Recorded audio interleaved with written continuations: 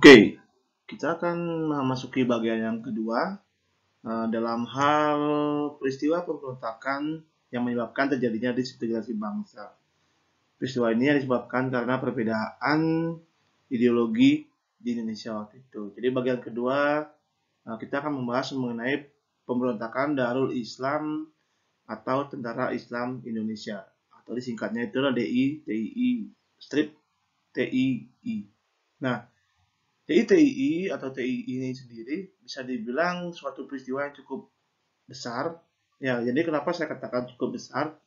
Karena pada waktu itu peristiwa ini tidak saja terjadi di wilayah Pulau Jawa saja. Bahkan peristiwa ini merembet sampai ke Aceh dan juga sampai ke Sulawesi Selatan. Nah, bagaimana latar belakang, kemudian juga siapa saja tokoh-tokoh, serta juga bagaimana pemerintah akhirnya menumpas pemberontakan ini, mari kita lihat satu persatu.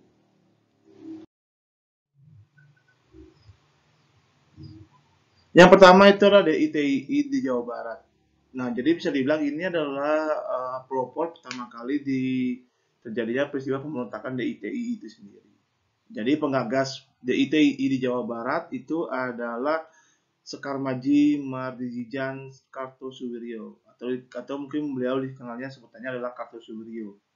Ya, jadi ini adalah beliau tuh dulunya itu adalah salah satu tokoh dari Partai Serikat Islam Indonesia. Jadi memang tokoh yang memang disegani lah waktu itu di sana. Nah, apa yang melatar belakangi Kartosuwiryo itu bisa dibilang kecewa terhadap pemerintah dikarenakan di sini sama halnya seperti ketika PKI Madiun, Kartosuwiryo menolak hasil persetujuan Renville. Ya, jadi ia bersama pasukan Hizbullahnya dan Salsabilahnya yang berjumlah lebih dari 400 orang tetap memilih harus tinggal di Jawa Barat, tidak boleh keluar. Jadi memang waktu itu Pulau Jawa itu memang sempat menjadi polemik, terutama di daerah Pulau Jawa Barat dan di daerah Jawa Barat dan juga di Jawa Tengah. Ya, jadi akhirnya di sinilah timbul kekecewaan Kartosuwiryo terhadap pemerintah.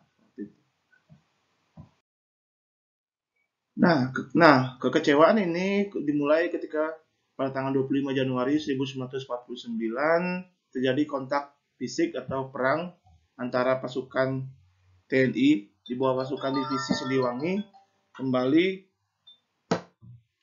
setelah divisi Siliwangi kembali dari Jawa Tengah ke Jawa Barat. Jadi waktu itu kalau kalian masih ingat ketika peristiwa PKI Madiun, ya jadi pasukan divisi Siliwangi sempat balik kembali ke daerah Jawa Barat, tapi di sini dihadang oleh pasukan dari Tentara Islam Indonesia. Nah, sesampainya di Jawa Barat, di sini terjadi perang segitiga antara TNI, kemudian tentara Belanda, dan juga tentara Islam Indonesia. Nah, dapat dikatakan hal tersebut memicu terjadinya perang antara ketiga pasukan tersebut. Berikutnya, pada tanggal 7 Agustus, di sini Pak Kartosuwiryo mengumumkan bahwa resmi dirinya bersama pasukan-pasukan lainnya menyatakan bahwa ya bisa dikatakan daerah Jawa Barat itu dijadikan sebagai bagian dari negara Islam Indonesia atau disingkatnya adalah NII. Ya, jadi menyatakan karena mungkin kalau jumlahnya pasukannya banyak, jadi inilah yang memberikan pengaruh yang besar terhadap DITII di Jawa Barat waktu itu. Nah, cara yang ditempuh waktu itu untuk menumpas pergerakan atau pemberontakan yang dilakukan oleh DITII dalam hal ini, kita tahu tadi di slide sebelumnya kita lihat bahwa TNI sedang melakukan kontak fisik dengan tentara Islam Indonesia beserta juga Belanda. Tapi di sini fokus TNI sekarang adalah fokus untuk meredam pemberontakan yang dilakukan oleh tentara Islam Indonesia itu atau DITII ini sendiri. Ya, jadi lewat operasi yang diberi nama Operasi Militer Bratayuda, kemudian Tentara Nasional Indonesia atau TNI berhasil mendesak kelompok DITII. Selanjutnya pada tanggal 4 Juni 1962, Kartosuwiryo berhasil ditangkap di daerah Gunung Geber, Jawa Barat. Ya. Dan akhirnya beliau pun dieksekusi pada tanggal 5 September 1962. Jadi itu adalah bagaimana cerita singkat tentang pemberontakan yang dilakukan oleh Kartosuwiryo yang terjadi di Jawa Barat.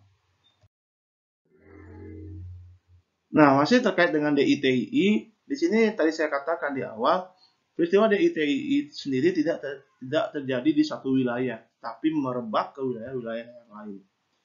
Wilayah yang berikutnya itu adalah wilayah DITII yang terjadi di Jawa Barat. Nah, DITII di Jawa Barat bisa dibilang bukan pimpinan Kartosuwiryo, tetapi dipimpin oleh seorang tokoh Islam juga yang bernama Amir Fattah. Ya, jadi kalau bisa dibilang ini beliau adalah salah satu bagian dari kelompoknya Kartosuwiryo. Tapi memang beliau waktu itu berdiam atau menetap di wilayah Jawa Tengah. Nah, jadi pemberontakan ini latar belakangnya pun hampir sama seperti yang dilatar belakangi oleh pemberontakan DITII di Jawa Barat. Kekecewaan terhadap persetujuan Renville, kemudian juga yang memaksanya pada akhirnya TNI dan juga Laskar Perjuangan di Hizbullah ini harus hijrah ke wilayah Yogyakarta. Inilah yang menyebabkan kekecewaan. Nah, jadi ini jadi pada tanggal 23 Agustus 1949, Amir Fattah jadi memproklamirkan berdirinya negara Islam di Jawa Tengah. Dan juga beliau juga menyatakan bahwa negara Islam di Jawa Tengah itu bagian dari negara Islam pimpinan Kartosuwiryo yang ada di Jawa Barat. Nah, markasnya yang ada di Jawa Tengah itu berada di daerah Bumi Ayu.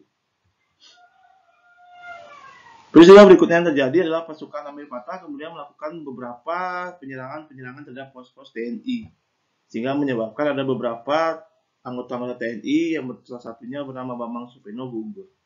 Nah, inilah yang dianggap juga mengancam kedaulatan atau mengancam integrasi yang terjadi di Indonesia. Hal yang dilakukan pemerintah pun sama seperti hal yang dilakukan terhadap Kartosuwiryo di Jawa Barat.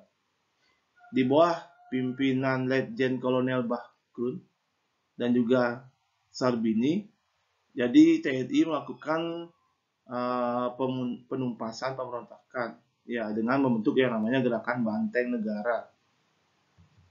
Kemudian pada tanggal 22 Desember 1950 Amir Fattah berhasil ditangkap. Ya, jadi itulah bagaimana penumpasan yang dilakukan atau yang terjadi ketika peristiwa atau pemberontakan DITII yang terjadi di Jawa Tengah. Nah, yang ketiga itu adalah peristiwa DITII yang terjadi di Aceh.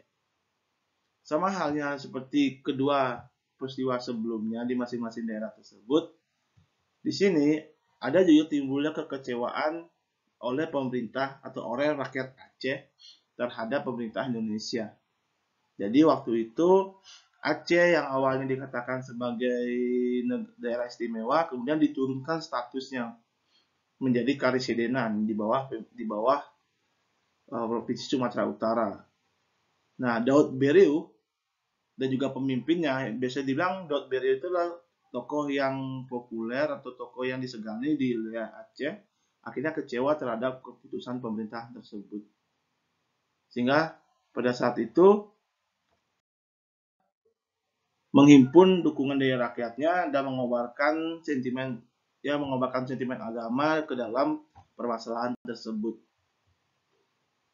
Setelah itu tanggal 21 September Daud Beriu kemudian mengeluarkan maklumat. Isi maklumat ini menyatakan bahwa wilayah Aceh merupakan bagian dari negara Islam Indonesia yang juga dari wilayah bagian dari Kartosuwiryo itu sendiri. Ya, jadi Aceh itu bagian dari kepemimpinan wilayah Kartosuwiryo. Jadi mengapa mau seperti itu? Karena di sini adanya kedua tujuan yang sama dan juga backgroundnya juga sama, yaitu sama-sama berasal dari agama yang sama, yaitu Islam. Nah, di Aceh sendiri banyak sekali memang pemberontakan yang dilakukan di sana. Seperti halnya mereka serempak untuk menguasai wilayah-wilayah di Aceh. Jadi pasukan-pasukan tersebut serempak untuk menguasai wilayah-wilayah di Aceh. Kemudian juga mereka melakukan propaganda kepada rakyat Aceh untuk mendukung pembubaran Republik Indonesia. Tapi lebih memilih memilih NII atau DITII Aceh sebagai kepemimpinan atau pemerintahan di sana. Pemerintah pun tidak tinggal diam. Tapi di sini cara yang dilakukan pemerintah itu caranya itu lebih kooperatif dibandingkan dengan ketika pemerintah mengatasi permasalahan yang terjadi di Jawa Barat dan juga di Jawa Tengah. Ya, jadi waktu itu TNI di bawah pimpinan Letnan Kolonel Siamaun itu menerapkan kebijakan yang namanya konsepsi prinsipil bijaksana. Jadi saat itu tanggal 5 dan tanggal Juli, tanggal 5 dan tanggal 7 Juli itu beliau mengadakan pertemuan dulu terhadap tokoh-tokoh penting Aceh. Ya, jadi di sini ya tidak langsung melakukan kontak fisik, tetapi dia lebih kepada kooperatif. Jadi diajak kerjasama, berkumpul atau musyawarah. Nah, jadi di sana ketika itulah dihasilkan yang namanya Ikrar Lamteh. Ikrar Lamteh itu adalah bisa dibilang suatu keputusan bersama dari pihak pemerintah dan juga dari pihak DITII Aceh itu sendiri. Isinya tuh lebih kepada pengakuan Aceh dijadikan kembali sebagai daerah istimewa. Terus pada tanggal 17 Desember kembali lagi diadakan musyawarah yang namanya Musyawarah Kerukunan Rakyat Aceh yang digagas oleh Pangdam Kolonel M. Yasin. Nah, secara bertahap bisa dibilang karena semua tokoh-tokoh Aceh itu juga akhirnya mau menerima keputusan tersebut. Ya, satu sisi memang Aceh, salah satu keputusan yang penting itu adalah Aceh kembali menjadi daerah istimewa. Sehingga pada akhirnya kalau pemimpinnya sudah dipegang, otomatis rakyatnya akan mengikutinya. Jadi karena pemimpinnya sudah sepakat terhadap keputusannya, akhirnya Aceh pun kembali menjadi kepangkuan negara Republik Indonesia. Dan Daud Berrio waktu itu bisa dibilang tidak lagi ikut menjadi bagian Kartosuwiryo, tetapi lebih kepada menjadi bagian Indonesia. Namun di sini kita lihat, kalau kalian lihat sekarang, Aceh memang sempat, bahkan sampai sekarang pun Aceh diakui sebagai negara atau daerah istimewa. Karena kalau kalian ada yang pernah ke Aceh, beberapa peraturan-peraturan di Aceh itu tidak ada atau bisa dibilang bersifat otonomi. Jadi hanya terjadi di wilayah Aceh saja. Sedangkan di wilayah-wilayah di luar Indonesia tidak ada peraturan yang diterapkan di Aceh. Ya, salah satunya mungkin menggunakan hijab. Kemudian bahkan kalau ketika pemilu ada partai-partai yang khusus dibentuk di Aceh, tidak ada kemudian menjadi bagian dari partai-partai yang ada di KPU pusat ataupun di daerah di luar Aceh itu sendiri. Itulah yang berbeda waktu itu. Kemudian yang keempat. Nah, yang keempat itu adalah pemberontakan DITII yang terjadi di Sulawesi Selatan. Nah, semuanya hampir sama bisa dibilang. Alasan latar belakang pemberontakan DITII itu sendiri. Nah, kalau DITII di Sulawesi Selatan di sini terjadi dikarenakan karena waktu itu pemerintah RI menolak permintaan dari KGSS. KGSS itu adalah Kesatuan Gerilya Sulawesi Selatan. Di mana di sini dikatakan bahwa para tentara atau gerilyawan itu seluruhnya ingin menjadi anggota TNI dan dijadikan sebagai divisi Hasanuddin dengan Kahar Muzakar sebagai panglimanya. Nah, kenapa bisa dikatakan mereka ini ingin sekali menjadi anggota TNI, tetapi pemerintah menolak. Nah, pemerintah melihat dari sudut pandang yang berbeda. Maksudnya dalam hal ini adalah orang-orang dari KGSS ini adalah orang-orang yang belum terlatih seperti halnya TNI yang sudah dilatih. Sehingga contohnya itu adalah orang-orang itu seperti para petani, kemudian buruh. Jadi memang benar-benar orang yang tidak terlatih atau orang yang memang belum tahu pengalaman di lapangan. Jadi maka dari itulah akhirnya pemerintah RI menolak seluruh gerilyawan itu dijadikan sebagai anggota TNI. Nah, inilah yang akhirnya menimbulkan kekecewaan. Terutama salah satunya itulah waktu itu dipimpin oleh Kahar Muzakar. Nah, pada tanggal 7 Agustus 1959, Kahar Muzakar kemudian menyatakan daerah Sulawesi menjadi bagian dari DITII pimpinan Kartosuwiryo.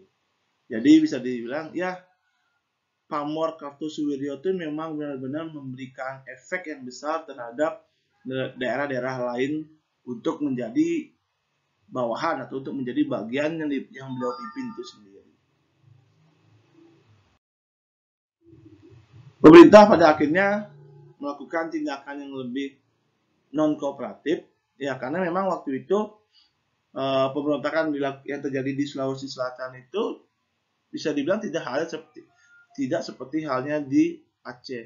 Dia melakukan pemberontakan yang lebih lewat dengan cara fisik.